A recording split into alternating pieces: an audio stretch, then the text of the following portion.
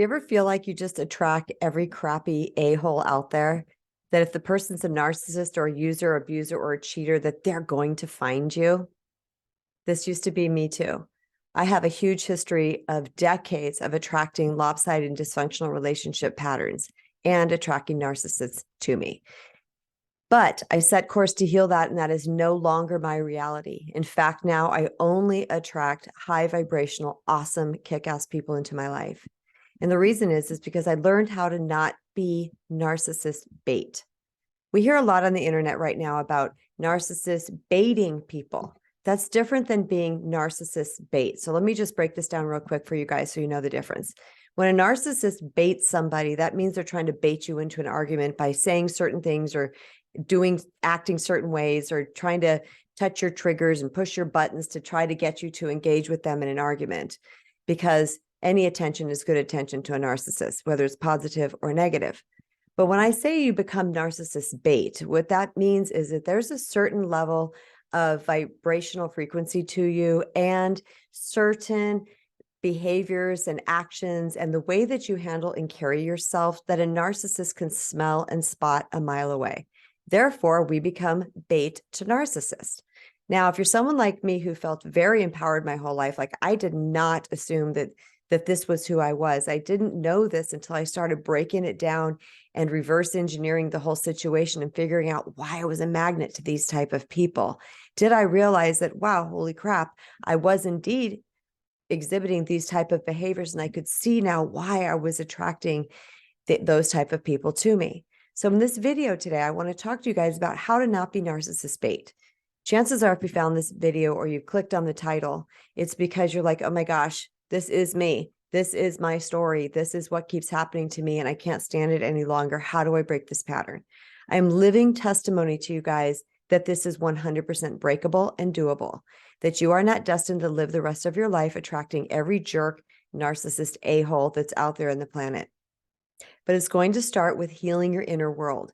And there's a couple things that we can do that exhibit behaviors to the narcissist or the users or abusers or the chronic cheaters or players, whatever they are, that will stop them from even getting into a relationship with you from the beginning. Now, this might sound like, what, Kristen, are you kidding me? Yes. Because like I said, narcissists are looking for a certain type of individual. They want somebody that they can overpower.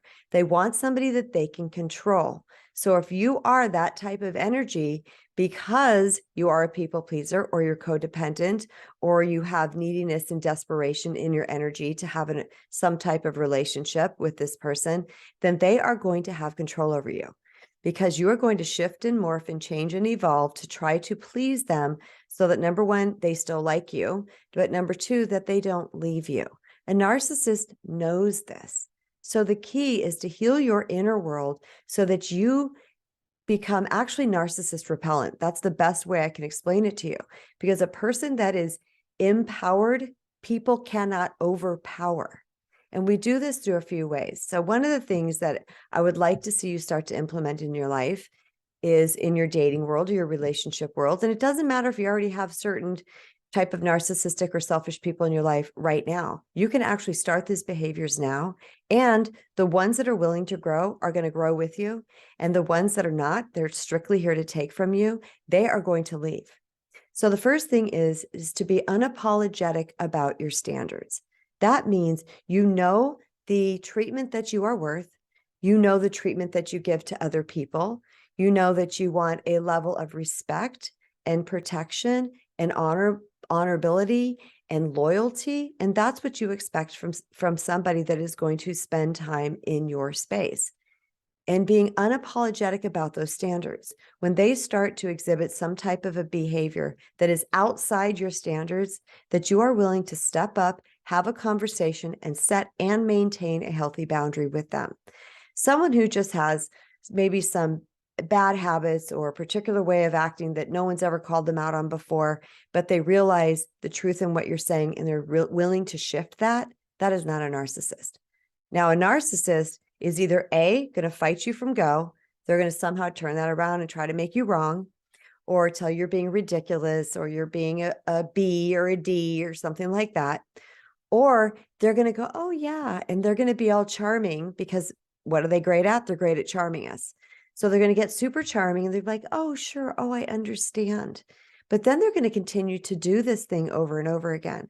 And each time they're going to wear down your resolve and your strength with them until maybe you can't hold that line any longer. This is why it's important to be unapologetic about it and being very steadfast about these boundaries. Because when you bring somebody into your life and you say, this is how it's going to be with me, I will equally treat you this way, you're going to learn right away who these people are. The next step is to not deny your own needs and to make yourself a priority.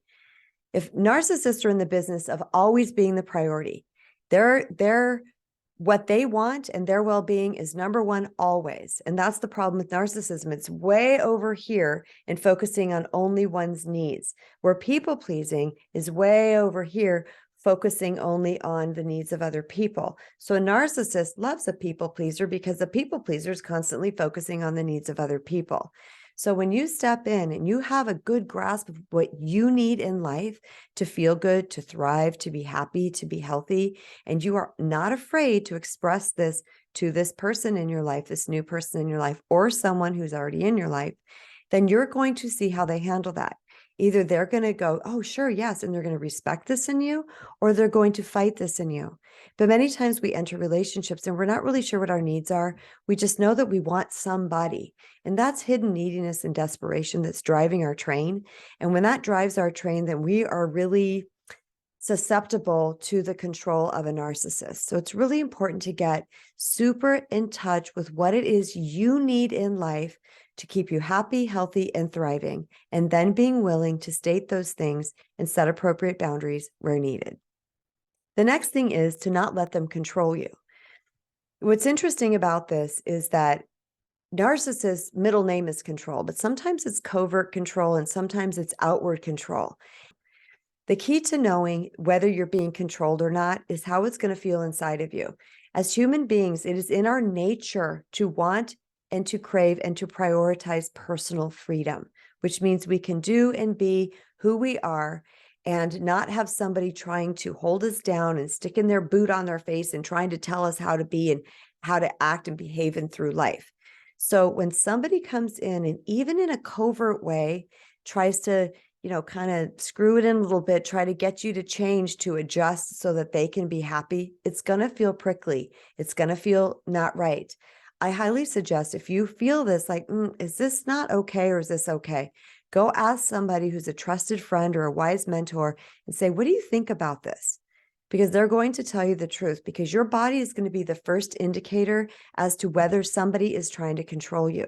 If you start to let somebody control you just a little bit in the beginning, over time, they're going to control you more and more and more and more. And most of us have seen what happens in the movie Sleeping with the Enemy. So I suggest you be very aware of where somebody is trying to control you, because chances are they could have narcissistic tendencies. And the last tip I want to give you guys is don't make excuses for their behavior. Don't deny what you're seeing. We get ourselves into a world of hurt because we are the gentle spirits, because we are the earth angels, because we're super compassionate, we're empathetic, we're understanding. We want to bring the whole world into our lap and we want to rescue and heal everybody. Problem is, the unhealthy, toxic side of that is that we will excuse behaviors that are disrespectful or dishonorable or even abusive, even if that means a raised voice. Oh, this person just had a bad day at work. It's okay. Oh, well, his father was very abusive to him, or, he could never please his mother. Okay, we all got backstories, y'all. We all got backstories. We all are the walking wounded. That doesn't make it okay or give any of us permission to treat another human being poorly. So if you continually are excusing this behavior and you're saying, oh, it's okay. Well, even if it's just in your own head, even if you're not saying it to them or to somebody else, the person you're hurting is you. So when you continually deny what you're seeing, make excuses for it, and are unwilling to call that person out on their behavior, once again, that behavior is going to continue. And the problem is that a narcissist sucks us in with their charmingness, but over time, I call it the slow burn. They slowly turn up the heat with us. And as people pleasers, we're just willing to flow and be easygoing. We don't want to rock the boat, and we walk on eggshells around them. And we really want everything to be okay, that we're not addressing the things that we need to be addressing. And when we address these things from the forefront, this person will reveal themselves to us. Here's another really important point. Narcissists are not attracted to empowered people because they can't control us. So when you are empowered, now I don't mean arrogant, I don't mean think you're all that, I'm talking self-value, you know who you are, you know your worth, and you know that what is acceptable and what is not acceptable. Narcissists are turned off by that because they know subconsciously they cannot be controlled by you, or they cannot control you. But also you might out them because it's showing them that you have a personal power inside of you that is not afraid to speak up. So they're going to be very turned off by that. They're not going to be attracted to that type of person. That does not mean you're unattractive. Does not mean there's something wrong with you. If you start to notice people out of the blue, just when you start to empower yourself, kind of back away or shy away from you, it's actually a really good sign that you are healing yourself. So 2 more things. I want to tell you guys that I just published my second book that became an international #1 bestseller in a matter of hours. And it is called The Recovering People Pleaser, a spiritual guide to reclaim your true worth, to attract the love you deserve. And what this book is all about, it's helping us heal our inner world so that we can naturally and organically show up into the outer world from a place of personal empowerment. That is what helps us not be bait for narcissists. We're not this beacon calling to them to come find us and start abusing us. The other thing that I wanted to share with you guys is that I have just created the most awesome self-love quiz, and you can find that on my website at kristenbrown.org. This quiz, I had many people take it in my circle in my life because I wanted to see how accurate it was, and it was, I wanted to say 99% accurate, as long as you are answering the questions from an honest space of where you are right now. I would super love you to jump over to my website at kristenbrown.org and take this self-love quiz. It takes maybe 5 to 7 minutes to take this quiz. You get your results right away. And it's a good measurement about where you're at on the empowerment level. And there's nothing there that's going to shame you. I'm just going to give you wherever you're at wherever you rate on that scale. I'm just going to give you your next best step to start reclaiming your personal power through healing your inner world. And most importantly, stop becoming bait to narcissists. All right, you guys, so much love. Thank you for being here. Oh, by the way, if you're new here, please subscribe, turn on notifications. I'd super appreciate if you guys give me a fat thumbs up. And don't forget to comment, because I love to read your comments. I reply to your comments. And if you have a question, please ask it. Make sure it is clear and succinct so I understand. And I will address it in an upcoming episode of Dear KB, which is a playlist that I have here on YouTube. All right, you guys, until next time, remember, you matter. Now go love yourself.